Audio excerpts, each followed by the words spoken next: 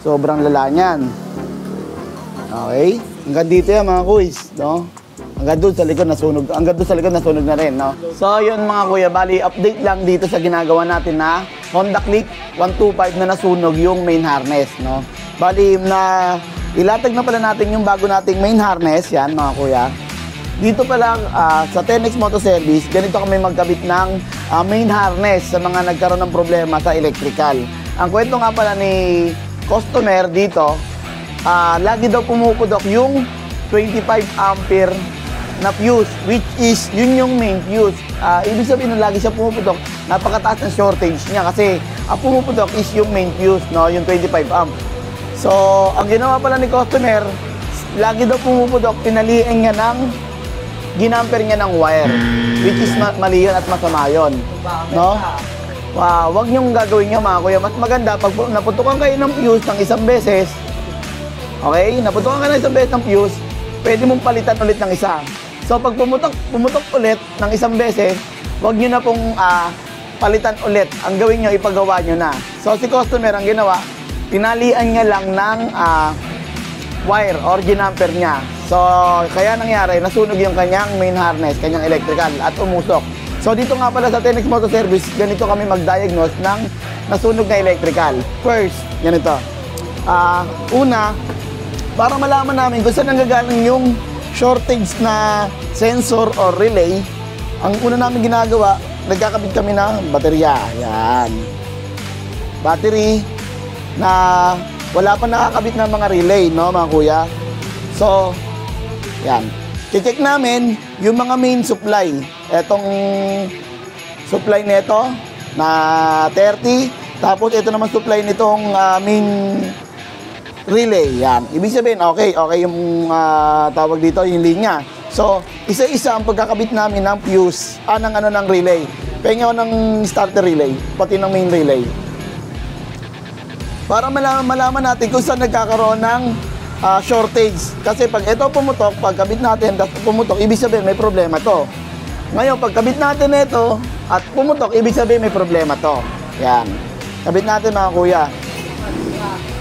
So, nagkabit tayo ng starter relay, ng main relay, wala siya naging problema. Hindi pumutok yung 25 ampere niya, which is okay to. Pangalawa, yung charging relay niya or yung tawag dito, sub-relay niya. Kabit natin mga kuya. Okay? Hindi pumutok yung main fuse. Okay itong dalawa, ligtas. Tapos, sa pagkakabit naman ng mga sensor, isa-isa lang din mga kuya. Try natin, ikabit yung fuel pump. Okay. Hindi pumutok. Ligtas yung fuel pump. Kabit natin yung etong stator. Ang tag dito, CKP sensor. Okay, hindi pumutok. Side stand, kinabit natin, hindi pumutok. Kabit natin tong injector.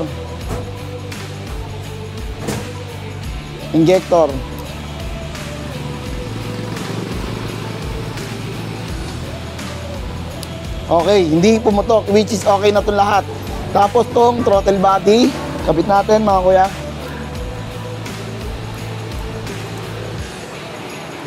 Okay, hindi na naman pumutok. Okay. Kabit natin tong oxygen set, yung throttle body, tapos kinabit na rin natin yung ECT niya. Hindi pumutok. Okay? Ibig sabihin, sa lahat ng mga sensor, walang problema, walang shortage na mga kuya.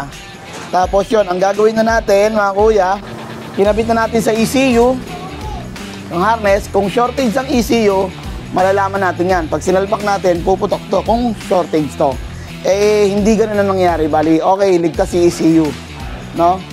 Tapos, sinaksak na rin natin to. Oo nga pala, dapat ito palang ignition switch. May isa sang supply. Ito, ang kulay niya, kulay pula. Ito mga kuya. Dapat to may isa supply to. Yan. Ibig sabihin, gana yung galing ng relay. No? Itong supply na to. Okay? Tapos, pag kinabit natin, pag switch on, dapat magkakaroon to ng supply to lahat. Kasi isa rito, cut off, and then yung dalawa, accessories.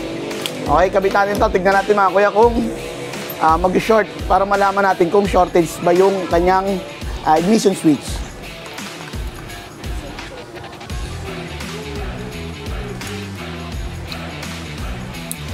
Okay. So, hindi pumutok mga kuis, di ba? So, pwede na tayong mag-decide na i-on natin yung kanyang panel. Check natin yung fuel pump kung gumagana. So, yun, umuugong naman yung kanyang fuel pump mga kuya at hindi pa rin pumutok yung kanyang main fuse. Okay? So, try natin, paanda rin mga kuya kung gagana.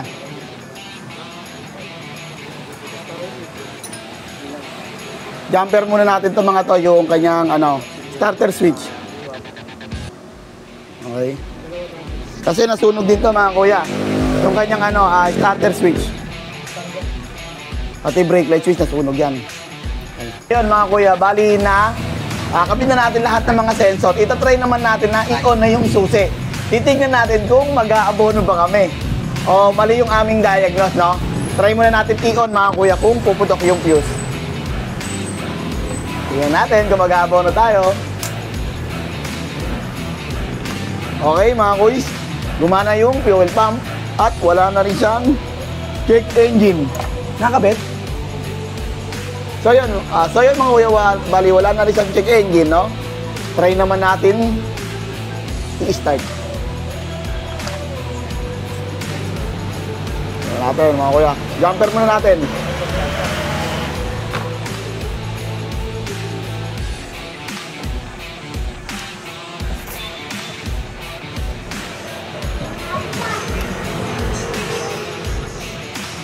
Kung aandar.